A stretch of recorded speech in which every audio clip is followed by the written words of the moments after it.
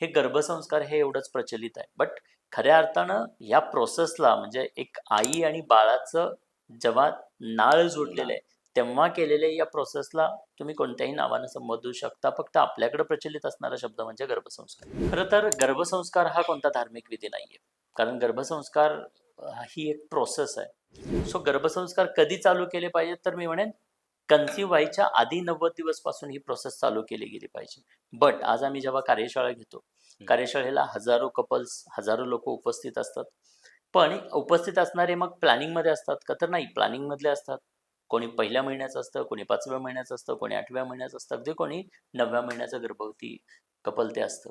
So 9व्या महिन्याच्या आहेत म्हणजे मग आता त्यांनी करता येणार नाहीये का? किंवा आता आज आपला पॉडकास्ट कोणीतरी ऐकत असेल.